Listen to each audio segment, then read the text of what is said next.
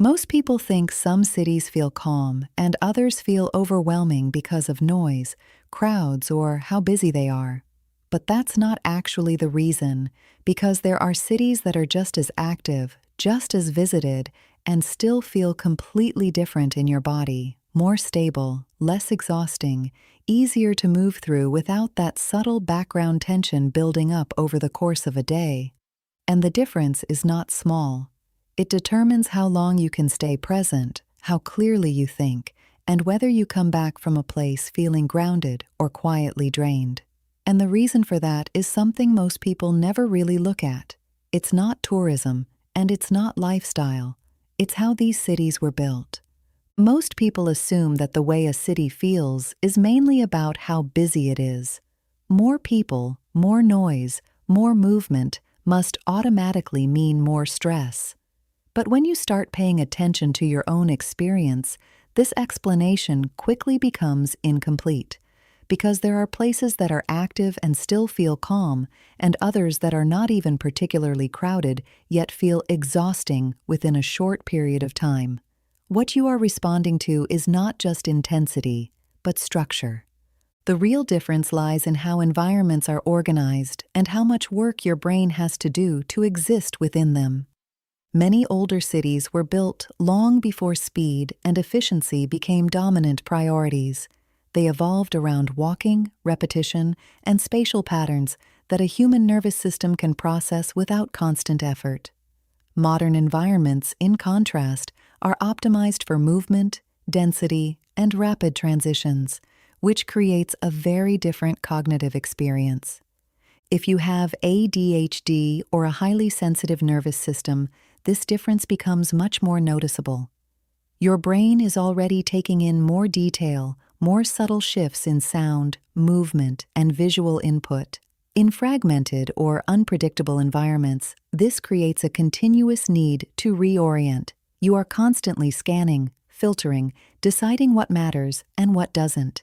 This process runs in the background, but it consumes energy over time. What makes this even more important is the way perception works under continuous input. Your brain is not just receiving information, it is constantly prioritizing and updating what requires attention. In visually dense or inconsistent environments, this becomes significantly more demanding. It requires ongoing micro-adjustments that you are not consciously aware of, but that accumulate as cognitive load. Over time, this leads to a specific kind of fatigue that is not physical, but perceptual. You may notice it as reduced clarity, less stable attention, or a quiet sense of mental pressure that builds without an obvious cause. Older city structures reduce this effect because they create continuity. Streets follow patterns that make sense intuitively. The scale of buildings remains consistent, and movement flows in a way that your brain can predict. Predictability allows your nervous system to stop scanning constantly and start settling into the environment. When something is legible, it requires less effort to exist within it. Another layer that often goes unnoticed is the role of transitions. Most modern environments are built around constant movement between completely different zones. You move from a busy street into a crowded space, then into traffic, then into another area with a different rhythm and visual structure. Each of these transitions requires your brain to reset its internal model of what is happening. In older cities, transitions tend to be softer. Spaces change gradually, and the visual language remains coherent as you move. This continuity reduces the number of full resets your brain has to perform and extends how long you can stay regulated while exploring. A clear example of this is Lucerne. Lucerne is not empty, and it is not hidden. It receives visitors, it has activity, and yet the experience of being there feels calm in a way that is difficult to explain at first. The old town is compact, transitions between spaces are smooth, and your visual field is not constantly interrupted by competing elements. Water, mountains, and architecture form a coherent backdrop that reduces the number of adjustments your brain has to make while simply moving through the city. After a few hours in a place like this, what you notice is not excitement, but stability. You don't feel pushed to move faster, and you don't feel like you have to filter constantly.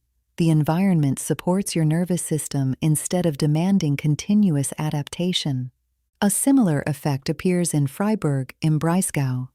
Freiburg has a very clear spatial logic that becomes intuitive almost immediately. The city is structured in a way that reduces friction.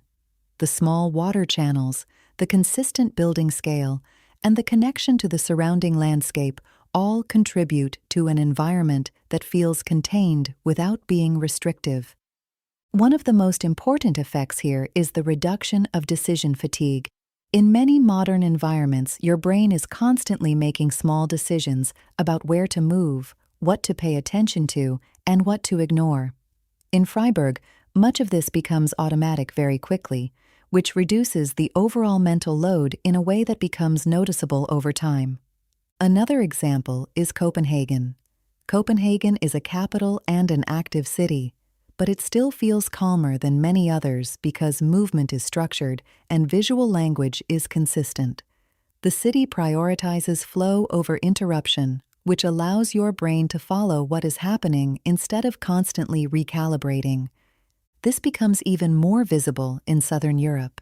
San Sebastián creates a natural sense of containment through its bay, its consistent architecture, and the rhythm of movement.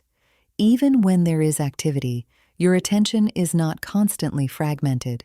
In a more complex way, this also appears in Barcelona. While the city can be overwhelming, areas like A-sample show how structure changes experience. The grid creates predictability, and the wider streets allow for visual breathing space. If you move further north, cities like Stockholm and Helsinki make this principle even clearer. There is more space, more integration of water and nature, and a softer density of visual input. Your nervous system is given more room to settle between points of stimulation, which creates a rhythm that feels sustainable over longer periods of time. What becomes very clear at this point is that your nervous system is not reacting to a place randomly. It is responding to how much work it has to do in order to maintain orientation. In environments where structure is consistent, your brain begins to recognize patterns quickly, and once patterns are recognized, processing becomes more efficient. You don't feel calm because nothing is happening. You feel calm because your brain no longer has to work as hard to understand what is happening. If you look at cities in the United States, the contrast becomes more nuanced. Not all American cities are high-intensity environments. A place like Savannah, located on the southeastern coast, shows how structure can create calm. The grid of small squares creates repetition and predictability, which reduces how much your brain has to scan continuously. Another example is Santa Barbara on the west coast along the Pacific Ocean. Here, openness and visual coherence create a softer overall experience. The consistent architecture, human scale, and combination of ocean and mountains allow your system to settle without effort. What all of these places show is that the way a city feels is not random. It is shaped by how movement is guided, how space is organized, and how much your brain has to interpret at any given moment. When those elements align, even active environments can feel supportive, and when they don't, even visually beautiful places can become draining over time. Once you understand these patterns, you can start applying them directly when you travel. Choosing a base in a calmer area, reducing the number of transitions, grouping activities within one area, and alternating between higher and lower stimulation environments can significantly change how a place feels. Allowing repetition instead of constant novelty gives your nervous system reference points that reduce processing effort. When you begin to see cities through this lens, something shifts naturally. You stop choosing places based only on how they look and start paying attention to how they will feel in your body over time. You move differently, Stay longer in places that support you and allow your system to settle into familiarity instead of constant change.